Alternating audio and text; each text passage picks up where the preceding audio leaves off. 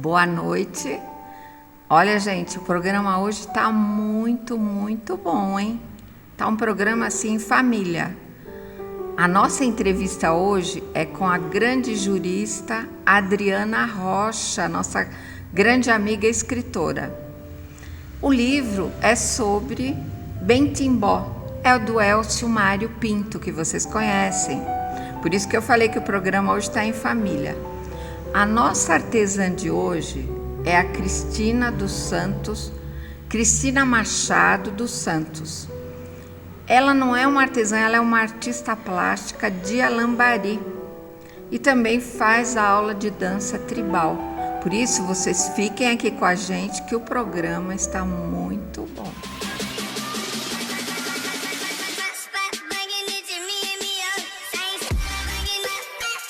Itapetininga, hoje é 25 de setembro, gente.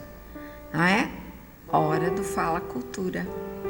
E vocês aí, deixem os seus comentários na Big Bang Fala Cultura YouTube, porque pra gente é muito importante o comentário de vocês.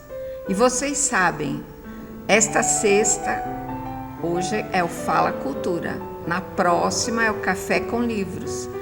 Vejam aqui, assistam o Café com Livros, é um programa muito interessante também para vocês.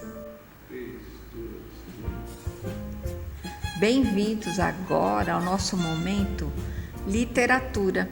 Como eu disse a vocês, o programa hoje está entre família.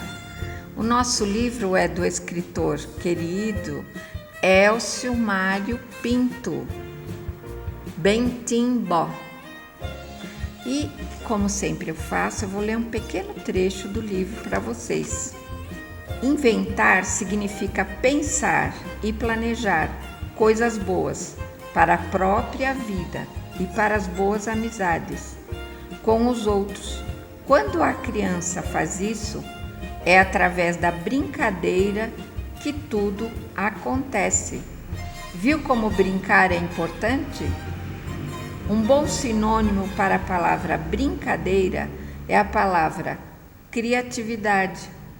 E falando em criatividade, somente os olhos atentos e criativos é que conseguem enxergar as coisas que a natureza cria e mostra.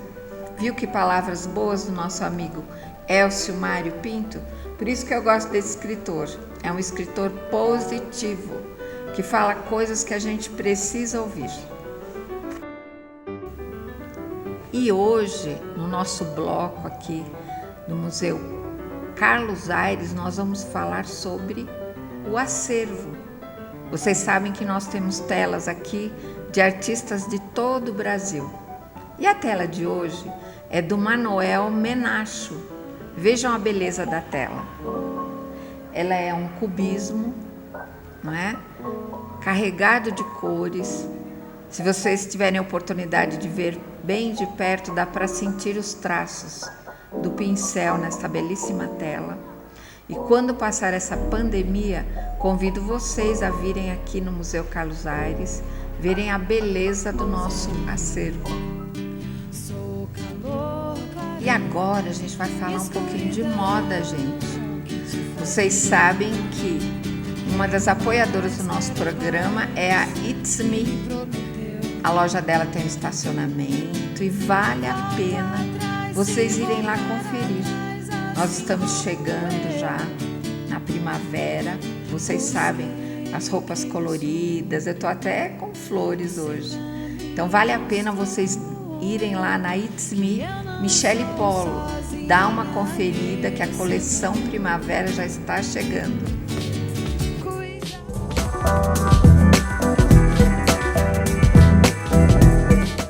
E a nossa entrevista hoje, gente, é com Adriana Rocha Leite, a nossa querida, advogada, vocês todos conhecem. Ela é presidente da Comissão de Mediação da OAB de Itapetininga e também uma grande escritora. Por isso que eu falei que o programa hoje estava entre família. Esposa do nosso querido Elcio Mário Pinto, que formam um casal que levam a literatura para toda a região aqui. E Adriana, eu vou passar para a primeira pergunta a você. Adriana, fale um pouco sobre como a carreira jurídica e a literatura entraram em sua vida. Olá, Valquíria. Olá a todos vocês que acompanham e prestigiam o programa Fala Cultura. É uma alegria estar aqui conversando com vocês e participando de mais um programa preparado, planejado para minha querida cidade de Itapetininga. Em relação ao direito, na verdade a literatura começou para mim antes do direito, bem antes. Eu fui alfabetizada pela minha mãe lá no bairro São Roque, minha mãe Nice, que tocava violão, compunha músicas e me ensinava através dos gibis. Na época nós não tínhamos acesso aos livros, então a literatura começou muito cedo na minha vida. Minha mãe era uma excelente, e ainda é, uma excelente contadora de histórias. E através das histórias dela, ela incentivou muito a minha criatividade e líamos os gibis, a ponto de decorar o gibi. E eu mesmo antes da alfabetização, eu já conhecia aquelas palavras ali, as pessoas pensavam que eu já sabia ler, porque eu decorava as palavras dos gibis. Então eu entrei para a escola já alfabetizada. A literatura entrou definitivamente na minha vida no 5º ano, ou na 5ª série, na escola Sebastião Vilaça. Numa ocasião, a professora me pediu para ir buscar um material na biblioteca, e as bibliotecas naquela época não eram abertas aos alunos. Era um ambiente fechado, desconhecido. E eu fui até lá e eu simplesmente fiquei deslumbrada com os livros que eu vi. Eu nunca tinha visto tantos livros. Lá no bairro São Roque, nós utilizávamos o livro didático, às vezes um para cada 2 alunos, e eu não tinha tido acesso aos livros, né? E quando eu vi aquilo, eu fiquei simplesmente encantada e me esqueci de voltar para a sala de aula. A professora veio me procurar para saber o que aconteceu e eu disse a ela: professora, existe tudo isso de livro no mundo? E ela me disse: ah, Adriana, é só uma parte o que você está vendo, existe muito mais.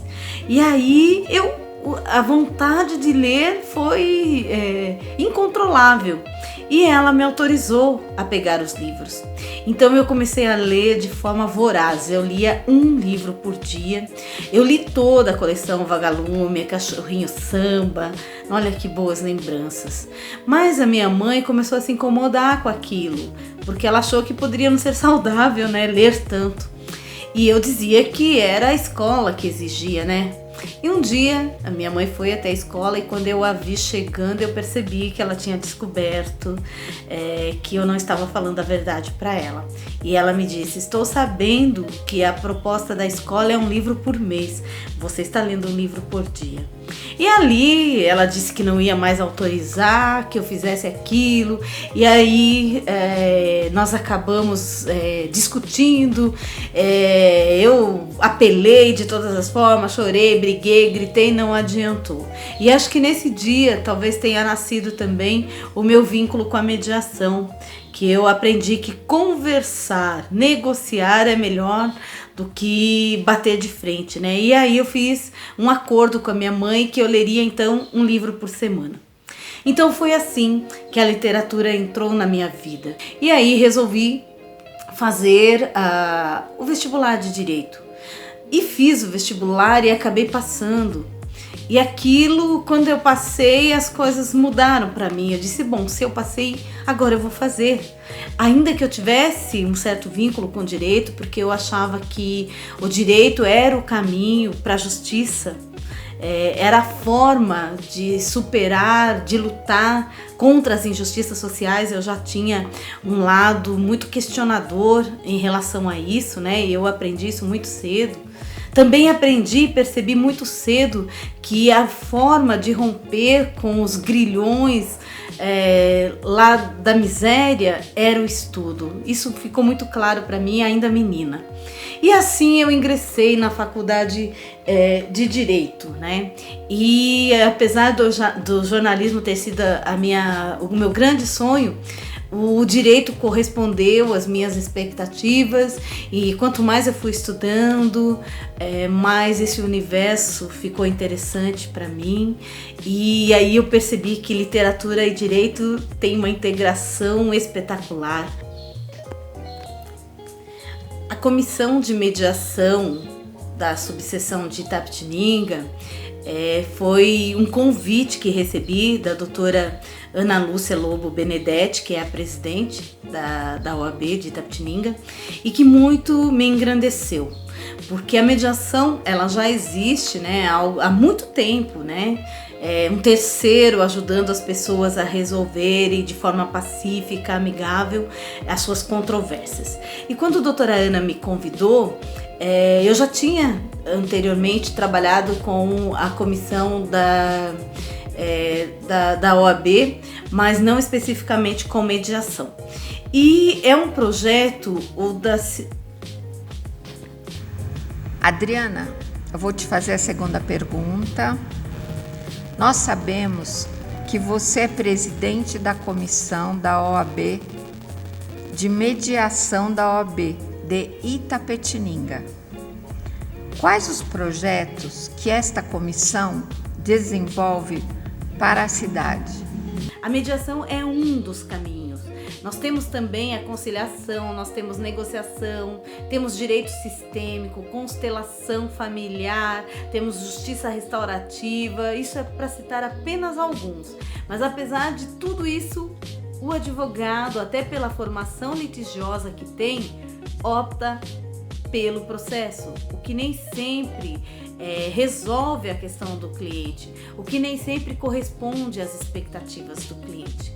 Então a comissão, nesse primeiro ano, né, do seu trabalho, tem desenvolvido palestras, grupo de estudo, debates e conversas a respeito da utilização da mediação pelos advogados. E Itapetininga é uma cidade privilegiada, porque consta, inclusive, teve aí durante 12 anos uma Câmara de Mediação Privada, que eu tive o orgulho de inaugurar, de fazer parte e ser sócia. Hoje a Lex Mediar está com a sede em Itapetininga, aliás, deixou a sede de Itapetininga para ir para Sorocaba, mas o trabalho em Itapetininga continua.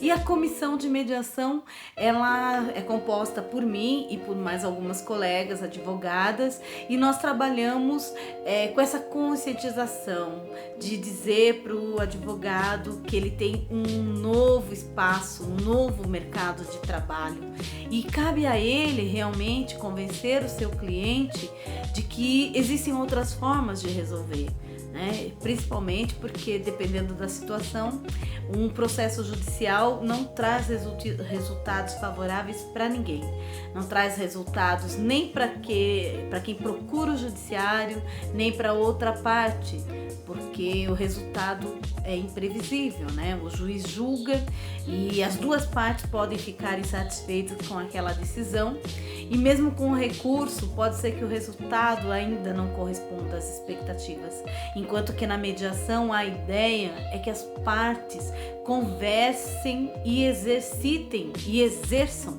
o seu poder de protagonismo. Então é uma questão de empoderamento, e não é só uma palavra da moda, é uma questão crucial para o ser humano aprender a tomar as suas próprias decisões sem transferir essa decisão a um terceiro, como acontece no caso de um processo, que quem decide é o juiz. A pessoa simplesmente não tem acesso às decisões, ela apenas transfere isso para o advogado, que coloca aquela situação num papel, depois um juiz analisa isso e julga. A mediação não. A mediação ela é essencialmente dialógica, ela quer e exige o diálogo, a conversa, essa troca, não só de posição, aquilo que a pessoa diz que quer, mas de interesse, o que de fato ela necessita, o que de fato ela precisa para resolver aquela situação. Também como advogada, Adriana, nós sabemos que você desenvolve um bonito trabalho em defesa da mulher. Esse convívio influencia em suas publicações literárias? Certamente, toda experiência que se tem influencia nas escolhas e nas produções. Eu, ao longo da minha carreira e até mesmo ao longo da minha vida, eu fui desenvolvendo esse contato com as mulheres, ouvindo as suas dores, os seus sentimentos, e tudo isso foi me marcando profundamente. Inclusive, o meu primeiro livro, o Estigma, ele é a história de 30 dias, né, na vida de uma mulher, que na verdade não é somente uma mulher, são múltiplas mulheres. São histórias que eu ouvi ao longo da minha carreira e da minha vida, e ali eu optei por escrever. Eu achei que merecia esse registro. E não é só isso, né? Ao longo da minha vida, eu passei daquela ideia de quem se declarava feminina, mas não feminista, para a declaração hoje oficial, né, e pública de que eu sou uma feminista. E por que essa transformação? Confessar isso publicamente não é muito fácil, porque existe muito preconceito em relação à ideia do feminismo, como se ele fosse uma luta de supremacia da mulher sobre o homem, o que é uma bobagem. Ainda que existem, evidentemente, pessoas que se declaram feministas e de forma radical, não é isso que se defende no feminismo. Se defende sim a busca pelos direitos igualitários, pelas oportunidades igualitárias, e que nenhuma mulher seja excluída pela sua condição de mulher, que ela não sofra nenhum tipo de agressão, seja ideológica, física, verbal, pela sua condição feminina. Então, qualquer pessoa que defenda que a mulher tem direito à escolha, à liberdade, está defendendo o feminismo. E eu espero que realmente um dia o feminismo se torne totalmente desnecessário. E ele será desnecessário quando as oportunidades e quando os direitos forem efetivamente iguais. E nessa luta, o homem é fundamental, porque o machismo causa e atinge principalmente os homens. Porque são eles que não têm a possibilidade de viver um sentimento pleno, uma relação plena, porque está na ordem o poder, né? Subjugar o outro. E não existe possibilidade de um relacionamento saudável subjugando o companheiro, a companheira no caso, né? Então, sem dúvida que o meu trabalho com as mulheres, a escuta ativa das mulheres, implica diretamente na minha produção literária, nas histórias que eu conto, nas narrativas que eu faço e na luta para que elas entendam que o empoderamento não é estar sobre, mas é poder decidir por si. Então, quando eu falo que uma mulher está empoderada, significa que ela conhece os espaços dela, que ela conhece os sentimentos dela e ela pode se manifestar com liberdade, com alegria, com amorosidade. E tudo isso eu defendo de forma pacífica, né? Eu defendo o diálogo antes de mais nada. E é um diálogo coletivo, e é um diálogo feminino, mas é um diálogo masculino também. Então, é nisso que eu acredito, é isso que eu defendo, é sobre tudo isso que eu escrevo. Adriana, eu gostaria de agradecer muito a sua presença aqui no nosso programa Fala Cultura, viu? Você é uma grande amiga e um grande talento na literatura, na área jurídica. E eu gostaria de perguntar a você, para você falasse um pouco sobre o seu último livro, não é? Que é Confissões Pandêmicas. E assim eu encerro esse bloco. Eu gostaria que você comentasse um pouco sobre o seu livro. Pois é, Valquíria. Confissões Pandêmicas é um livro com uma história inusitada. A narrativa realmente foi fundamentada em fatos reais, mas não no contexto da pandemia. A pandemia já foi um processo criativo, né? E tudo aconteceu porque eu participei, ou pelo menos tentei participar, de um concurso literário em Portugal. E o tema, a base, era realmente a pandemia. E imediatamente me veio uma história que uma colega advogada contou há muitos anos a respeito de um cliente que sofrera golpes financeiros. Então eu resgatei aquela narrativa dela, juntei com a proposta do concurso literário e misturei um pouco das histórias que eu já tinha ouvido para criar Confissões Pandêmicas. Porém, como os prazos lá em Portugal são contados diferentemente daqui do Brasil, eu acabei não participando do concurso literário, porque quando fui inscrever o conto no site, o prazo tinha se encerrado. Se encerrou à meia-noite do dia anterior, diferente daqui que teria encerrado no dia seguinte. Isso me causou uma frustração imensa, mas aí o Elcio me provocou para que realmente eu lançasse o livro, né? Físico, e eu fiz isso. Foi uma experiência muito boa, o lançamento foi virtual e eu tenho recebido muitas mensagens das pessoas que leram o conto, assim, se identificando com algumas questões da personagem. E de fato a ideia foi provocar reflexão, porque Confissões Pandêmicas trata do medo que todos nós temos de um flagrante ou de uma revelação de algo, de uma característica nossa que nós não queremos mostrar ou que não devemos mostrar. Então, o medo social até que se tem de ser descoberto, porque nós todos criamos um personagem em nós nos apresentamos, nós nos dedicamos a que as pessoas tenham uma determinada visão sobre a nossa pessoa.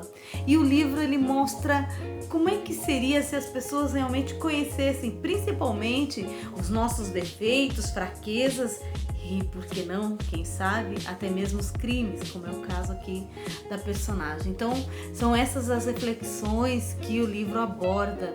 E já tenho recebido inúmeras mensagens também para que eu continue com outras narrativas com essa personagem, que é uma personagem marcante, que exige da gente sair da zona do conforto, analisar se de fato o ser humano ele é bonzinho ou o lado mal é que prevalece, ou será que a gente não é tão linear assim, nem tão óbvio assim. São essas as reflexões principais de Confissões Pandêmicas. E quero dizer novamente, eu queria agradecer imensamente pelo convite, agradecer a toda a equipe do Fala Cultura por esse trabalho tão importante para a nossa cidade. Eu como escritora, eu como itapitiningana que sou, sempre fico orgulhosa de poder colaborar com os projetos para a nossa cidade, principalmente um projeto como Fala Cultura, que realmente dá esse lugar de voz, um lugar de fala para nós itapetininganos e outros artistas de destaque, artistas regionais que precisam sim de um espaço para apresentar o seu trabalho, para se comunicar e principalmente para dialogar. Muito obrigada a todos vocês, espero que a gente se encontre presencialmente em breve, porque tudo isso passará. E Confissões Pandêmicas, eu espero que vocês tenham a oportunidade de ler o livro e também me dar um retorno para que a gente possa seguir esse caminho da personagem por outros meandros, por outras histórias. Muito obrigada a todos vocês. Gratidão e até breve. E a nossa artesã de hoje, ela é uma artista, gente. O trabalho dela é muito bonito. Nós vamos mostrar aqui as telas dela. É Cristina Machado dos Santos. É uma artista de Alambari, que também dá aula de dança tribal, gente. Olha que interessante. Parabéns, Cristina. Seu trabalho é muito bonito. Tá aqui o seu telefone, o seu contato, viu? É impressionante como a gente descobre que a região, né, está carregada de artistas, de artesãos que fazem trabalhos muito bonitos, não é? Cristina, obrigado por estar participando aqui do Fala Cultura, viu? E vocês aí, artesãos da região, entrem em contato conosco, mostrem as fotos dos seus trabalhos, que vocês vão estar aqui no Fala Cultura, porque o nosso objetivo é divulgar a arte e os artesãos de toda a região, Alambari, Sarapuí, Angatuba, Itapetininga, e é o trabalho que a gente está fazendo. E agora é o nosso momento de agradecer as pessoas que assistem o nosso programa, Esdras Machado, toda essa turma aí que está sempre, Esdras Machado está dando aula de carrom, sabe, gente? Toda essa galera, gostaria de agradecer aos jornais que apoiam o nosso programa, o Internet Jornal, a Ana Elisa Bloch de Arruda Miranda, que sempre coloca ali matérias divulgando o nosso trabalho aqui na Casa Kennedy. Gostaria de agradecer a Carla Machado, grande jornalista do Correio de Itapetininga, que sempre nos apoia divulgando todas as matérias da Casa Kennedy, o Museu 360 Graus. Vocês sabem que agora a Casa Kennedy, né, é só entrar lá direitinho que vocês vão ver a imagem virtual da Casa Kennedy. Já que vocês não podem entrar aqui virtualmente, vocês podem. Também gostaria de agradecer ao Silas Guerin Cardoso, que é o redator-diretor lá da Folha de Itapetininga, que sempre valoriza muito as nossas colunas, minha e do Jorge Paunovic, que é o presidente da Casa Kennedy, que também está fazendo um grande trabalho aqui, fazendo um programa Café com Livros, que vocês já devem ter visto, muito interessante. E é isso aí, gente. O programa Fala Cultura, ele está aqui para levar cultura para você. Eu espero que vocês estejam acompanhando, que gostem. Neste momento que nós ainda estamos reclusos em nossas casas, aproveitem para ver cultura. Aqui é acervo, né, de arte, é literatura, é entrevistas positivas, tudo que a gente está precisando nesse momento. E para finalizar o Fala Cultura, eu vou ler um pequeno trecho do livro 5 Pilares para uma Vida Verdadeiramente Feliz, do nosso amigo Rodrigo Monteiro, gente. Esse livro está aqui na Casa Kennedy. Se vocês quiserem vir comprar, ele está aqui à disposição de vocês. E eu vou ler uma última frase para encerrar o nosso Fala Cultura de hoje. Talvez você nem se dê conta de que é refém de seu paladar, refém do marketing, dos produtos alimentares, refém de maus hábitos. Mas estou agora aqui para te dizer que não precisa ser assim. Querem saber mais desse livro interessante? Comprem e leiam. É de Rodrigo Monteiro. É uma literatura muito boa para você incluir na sua vida. E assim, o Fala Cultura vai terminando. Eu sei que é um programa curto, mas nós estamos aqui para levar cultura para você. E assim eu encerro o programa de hoje. Aqui é Valquíria Paunovic.